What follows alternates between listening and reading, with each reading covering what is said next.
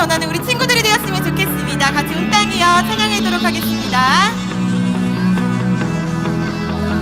온 땅이여 주님을 찬양하여라. 그의 이름 영광을 찬양하여라. 온 땅이여 주님을 경배하여라. 주의 크신 이름을 노래하여라. 세상을 만드시고 다스리시는 그분은 여호와 나의 하나님. 춤을 추고 노래하네. 손뼉치며 하나님을 찬양해. 나의 구원 나의 기쁨 나의 소망 하나님만 예배하네. 온 땅이여 주님을 찬양하여라. 그의 이름 영광을 찬양하여라. 온 땅이여 주님을 경배하여라. 주의 크신 이름을 노래하여라. 세상을 만드시고 다스리시는 그분은 여호와 나의 하나님. 춤을 추고 노래하네. 손뼉치며 하나님을 찬양해. 나의 구원 나의 기쁨 나의 소망 하나님만 예배하네. 춤을 추고 노래하네. 손뼉치며 하나님을 찬양해. 나의 구원 나의 기쁨 나의 소망 하나님만 예배하네. 네, 우리 박수 치면서 같이 또 찬양했으면 좋겠습니다.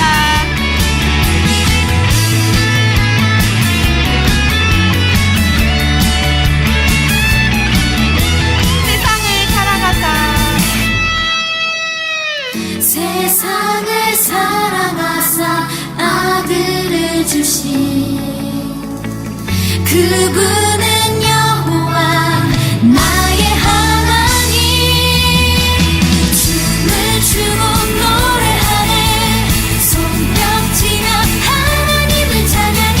나의 구원 나의 기쁨 나의 소망 하나님만 예배하네. 춤을 추고 노래하네.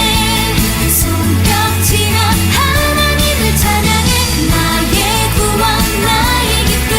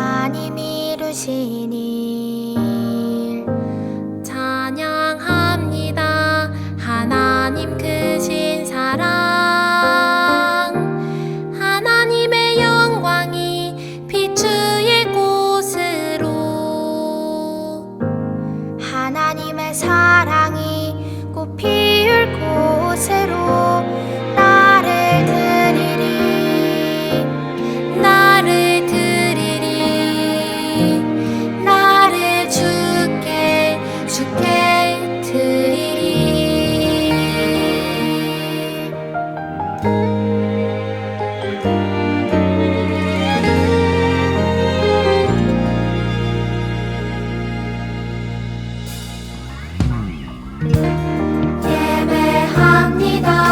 하나님 이루시니 찬양합니다. 하나님 크신 사랑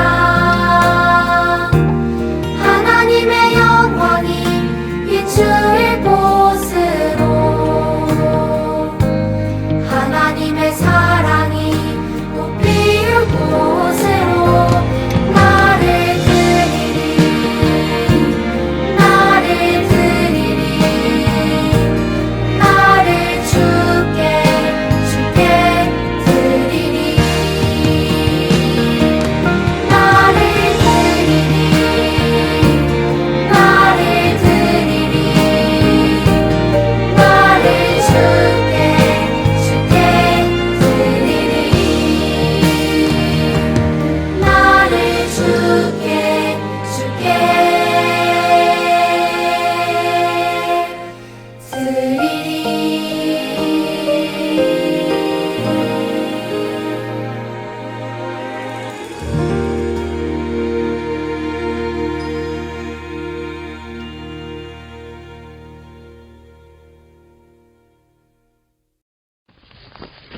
성육신 되신 주님, 우리 키즈 어린이들이 말씀을 들으며 영혼이 건강해지는 것을 즐거워하게 하여 주시옵소서. 성경을 배우는 시간을 소중히 여기게 하여 주시옵소서. 지금은 만나지 못하는 우리 교회 친구들이 있습니다. 하나님의 가족으로 여기며 서로를 위해서 기도해주는 친구들과 선생님들이 되게 하여 주시옵소서. 무엇보다도 지금 이 영상 예배를 기다려주는 우리 어린이들이 되게 하여 주시옵소서. 그리하여 예배 전에 먼저 기도하고 기쁘게 찬양드리는 우리 친구들이 되게 하여 주시옵소서. 지금 이 시간은 말씀을 듣는 시간입니다. 하나님 우리와 함께 하여 주시고 또한 말씀을 전하시는 김슬기 선생님에게도 성령의 충만한 은혜를 부어 주시옵소서.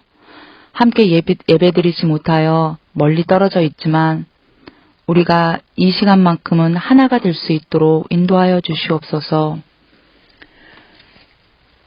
함께 모여 예배드리는 그날까지 주님 우리에게 은혜를 베풀어 주실 것을 믿으며 예수님 이름으로 기도했습니다. 아멘.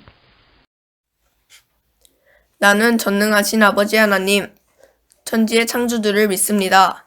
나는 그의 유일하신 아들 우리 주 예수 그리스도를 믿습니다.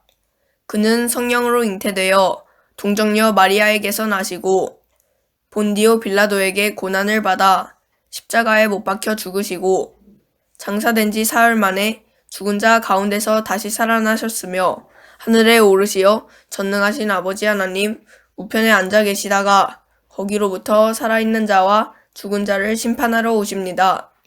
나는 성령을 믿으며 거룩한 공교회와 성도의 교제와 죄를 용서받는 것과 몸의 부활과 영생을 믿습니다. 아멘.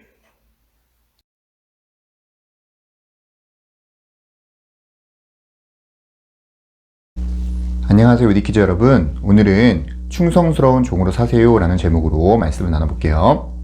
오늘 말씀은 열왕기하 22장 1절에서 2절 8절에서 11절 말씀입니다. 같이 한번 읽어볼게요. 시작. 요시야는 왕이 되었을 때에 8살이었다. 그는 예루살렘에서 31해 동안 다스렸다.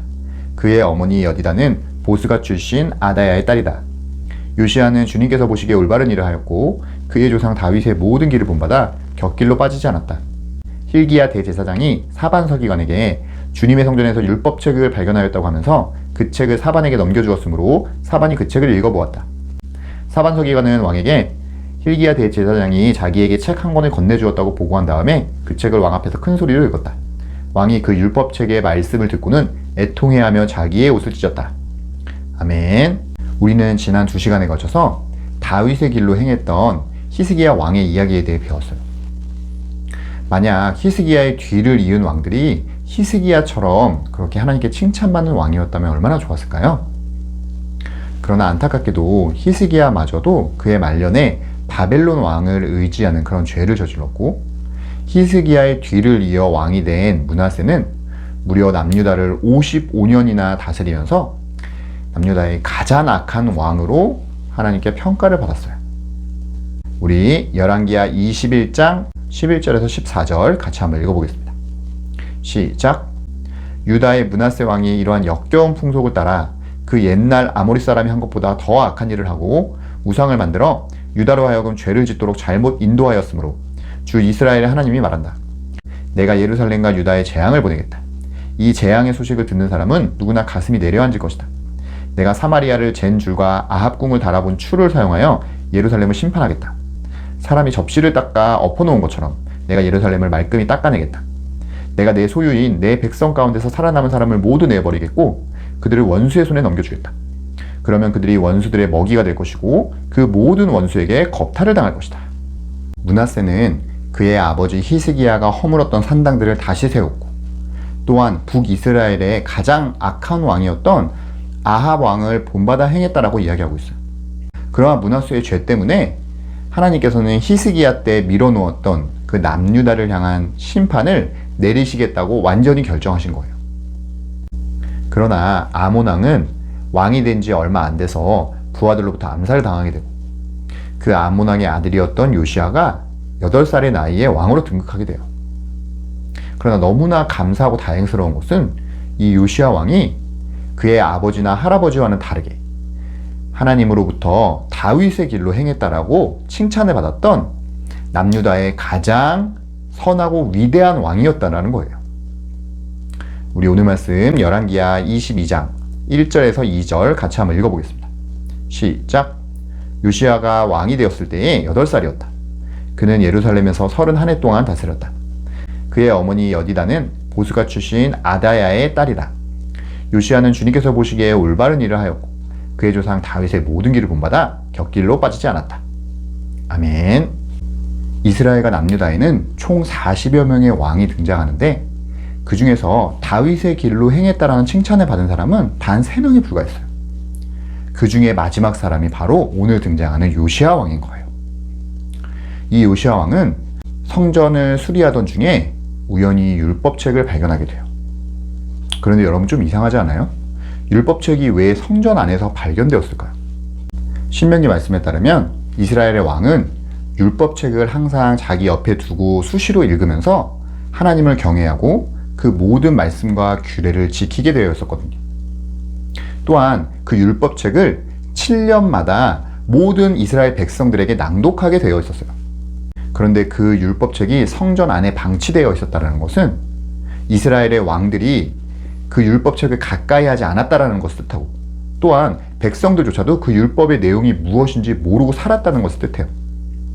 그러니까 왜 이렇게 이스라엘 백성이 우상숭배를 하고 하나님이 기뻐하시지 않는 그러한 일들을 했는가? 거기에 대한 답이 바로 오늘 말씀에 나와 있는 거예요. 하나님의 율법을 가까이 하지 않았기 때문에 그것을 수시로 읽고 묵상하고 그것대로 살지 않았기 때문에 결국 하나님의 진노를 산 거예요. 그렇다면 이 율법책을 발견하여 읽은 요시아 왕은 어떠한 반응을 보였을까요? 우리 오늘 말씀 열왕기하 22장 11절에서 13절 같이 한번 읽어볼게요. 시작. 왕이 그 율법책의 말씀을 듣고는 애통해하며 자기의 옷을 찢었다. 왕은 힐기야 대제사장과 사반의 아들 아히감과 미가야의 아들 악볼과 사반 서기관과 왕의 시종 아사야에게 명령하였다.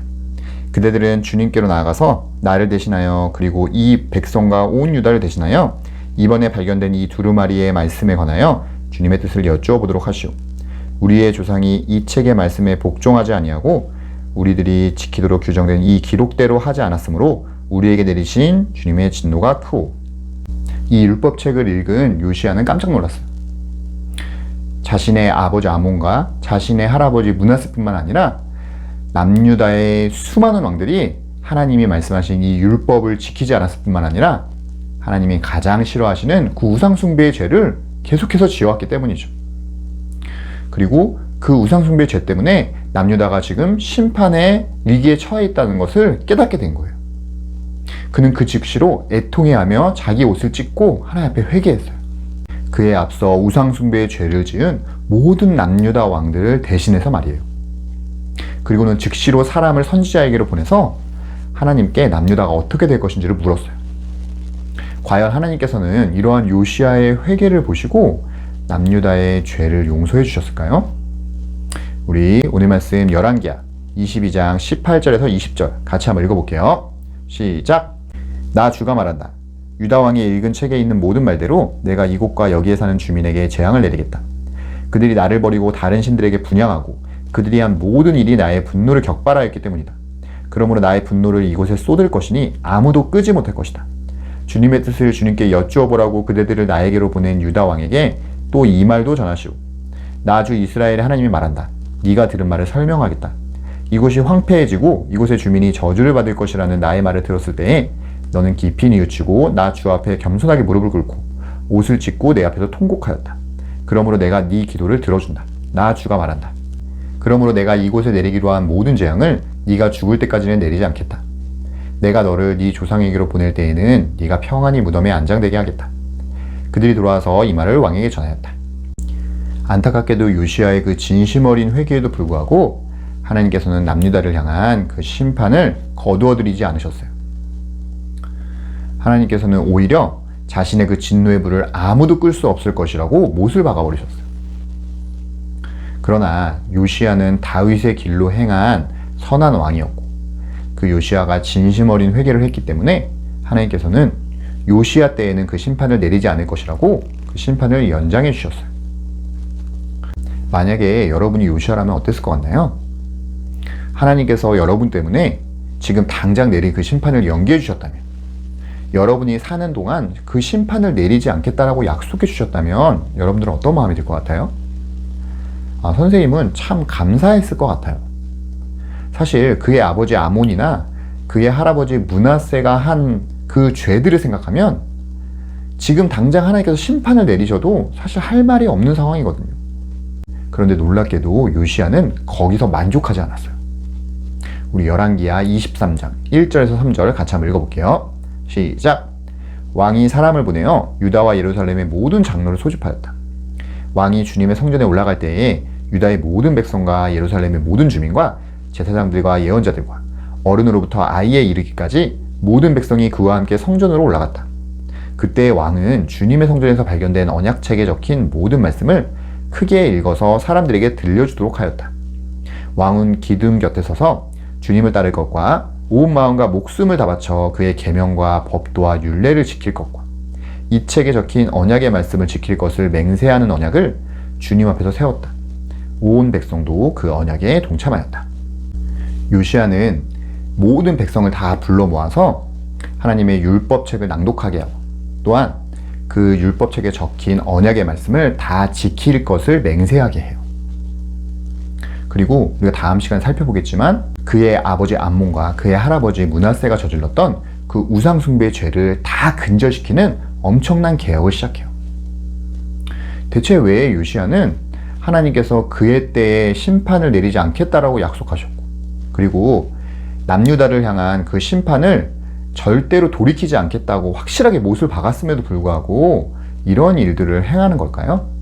물론 요시야의 마음속에 이렇게 하나님의 율법을 지키고 우상 숭배로부터 돌아서면 남유다를 향한 그 심판을 혹시나 돌이키시지는 않을까라는 그러한 일말의 희망을 가졌을 수도 있어요. 그러나 선생님 생각에는 요시야가 꼭 하나님께서 이것을 통해서 심판을 돌이킬 거라는 희망 때문에 이러한 개혁을 단행했던 것 같진 않아요. 왜냐하면 하나님께서 분명히 남유다를 향한 이 진노의 불은 그 아무도 끌 수 없다라고 확실하게 말씀하셨기 때문이죠. 그는 설령 하나님의 그 심판을 돌이킬 수 없을지라도 그가 하나님으로부터 남유다의 왕으로 세움을 받았기 때문에 그 왕으로서의 임무와 책임을 다하려고 했던 것 같아요. 남유다 왕의 책임은 그 백성들을 하나님의 백성답게 만드는 것이었고 그것을 통해 하나님의 영광을 드러내는 것이었기 때문이죠. 그래서 그는 하나님의 심판이 돌이켜지지 않을 그 결과를 뻔히 알면서도 최선을 다해서 그 이스라엘의 잘못된 것들을 고쳐나가고 이스라엘 백성을 바로잡으려고 노력했던 것이죠. 그런데 사실 이러한 요시야의 개혁은 정말 어려운 것이었고 쉬운 결정이 아니었어요. 만약에 여러분들이 학생으로서 내일 시험을 보는데 여러분들의 점수가 이미 빵점으로 정해져 있다면 여러분들은 오늘 공부를 열심히 할 수 있을까요?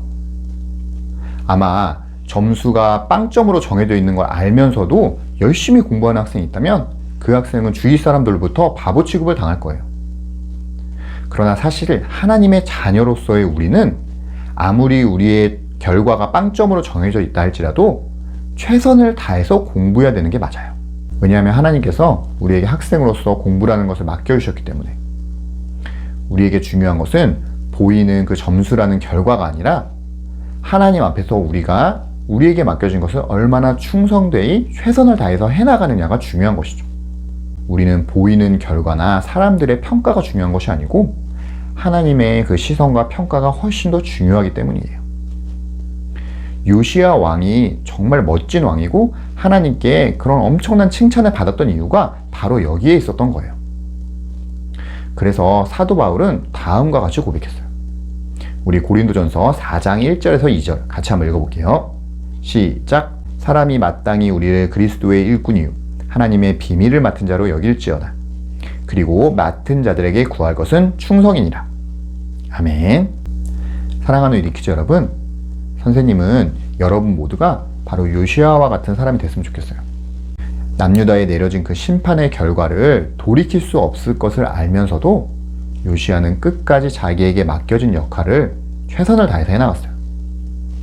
왜냐하면 결과는 하나님께 달린 것이었고 자기에게 지금 맡겨진 역할은 바로 이 남유다 백성을 향한 하나님의 마음을 품고 그들을 우상숭배에서 돌이키게 하고 또한 그들을 하나님께로 올바로 이끌어내는 것이 바로 이스라엘과 남유다의 왕이 해야 될 일이었기 때문이죠.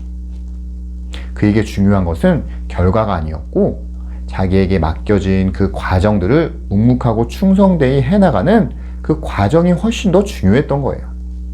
선생님은 이 설교를 듣는 모든 위리키즈 여러분과 선생님들이 바로 요시야와 같이 누가 보든 누가 보지 않든 사람의 시선이나 평가 혹은 보여지는 결과에 연연하지 않고 하나님께서 맡겨주신 그 역할을 최선을 다하는 그 과정에 가치를 두고 항상 언제 어디서든 하나님의 그 일들을 잘 감당해내서 하나님으로부터 착하고 충성된 종아라는 그러한 칭찬을 받는 모두가 될 수 있기를 간절히 바라고 소망합니다. 기도하겠습니다. 하나님, 오늘은 요시야의 이야기를 통해 눈에 보이는 결과보다는 과정이 훨씬 더 중요함을 배웠습니다. 요시야는 하나님의 심판이 확정됐음에도 불구하고 끝까지 자기에게 맡겨진 왕으로서의 개혁을 해나가는 그런 위대함을 보여줬습니다. 우리 역시도 결과에 연연하기보다는 하나님이 맡겨주신 그 역할을 충성되이 감당해내서 하나님으로부터 다윗처럼 행하였다는 그런 칭찬을 받게 해주세요. 그렇게 하실 주님께 감사드리며 예수님의 이름으로 기도합니다. 아멘. 하늘에 계신 우리 아버지, 아버지의 이름을 거룩하게 하시며 아버지의 나라가 오게 하시며 아버지의 뜻이 하늘에서와 같이 땅에서도 이루어지게 하소서. 오늘 우리에게 일용할 양식을 주시고 우리가 우리에게 잘못한 사람을 용서하여 준 것 같이 우리 죄를 용서하여 주시고 우리를 시험에 빠지지 않게 하시고 악에서 구하소서. 나라와 권능과 영광이 영원히 아버지의 것입니다. 아멘.